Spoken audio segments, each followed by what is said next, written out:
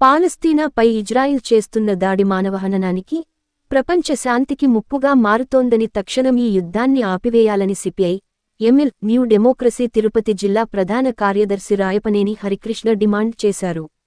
Israel దురాక్రమణను ఖండిస్తూ సోమవారం తిరుపతి ఆర్టీసీ బస్టాండ్ వద్ద ఉన్న అంబేద్కర్ విగ్రహం ఎదుట వామపక్ష పార్టీల సంయుక్త ఆధ్వర్యంలో రాష్ట్రవ్యాప్త ఆందోళన కార్యక్రమంలో భాగంగా నిరసన కార్యక్రమాన్ని నిర్వహించారు. ఈ సందర్భంగా రాయపనేని హరికృష్ణ మాట్లాడుతూ పాలస్తీనాపై ఇజ్రాయిల్ చేస్తున్న దాడి 1 సంవత్సరం అవుతుందన్నారు. దాదాపు లక్షల సంఖ్యలో ప్రజల ప్రాణాలు గాలిలో కలిసిపోయాయని, ఇందులో అమాయకులైన చిన్నారులు, మహిళలు కూడా ఉన్నారని ఆవేదన వ్యక్తం చేశారు. కేవలం అమెరికా అండతో ఇజ్రాయిల్ సృష్టిస్తున్న మారణ హోమం యావత్ ప్రపంచానికి ముప్పుగా మారుతోందని ఆందోళన వ్యక్తం చేశారు. ఈ నేపథ్యంలో భారత ప్రభుత్వం సైతం పాలస్తీనాకు మద్దతుగా నిలవాలని, ఇజ్రాయిల్ వైఖరిని ఖండించాలని డిమాండ్ చేశారు. CPI, ML, New Democracy Tirupati నగర కార్యదర్శి పి వెంకటరత్నం మాట్లాడుతూ ఇజ్రాయిల్ ఒక పథకం ప్రకారం చేస్తున్న హత్యలను భారత ప్రభుత్వం ఖండించడానికి బదులుగా మౌనం వహించడం సరికాదన్నారు. భారత్లో తయారైన డ్రోన్లను పాలస్తీనాపై ప్రయోగించడానికి అంగీకరించడం క్షమించరాని నేరమన్నారు.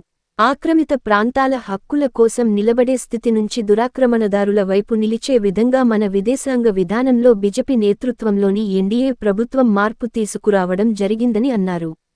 ఇది సరికాదని, ఈ చర్యను మేధావులు, ప్రజాతంత్రవాదులు ఖండిస్తున్నారని, ఇప్పటికైనా మోడీ తన విదేశీ విధానాన్ని మార్చుకోవాలన్నారు.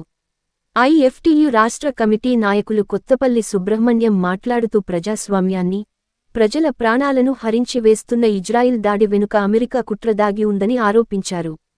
ఇజ్రాయిల్ చర్యలతో పశ్చిమాసియా నిప్పుల కొలిమిగా మారిందన్నారు.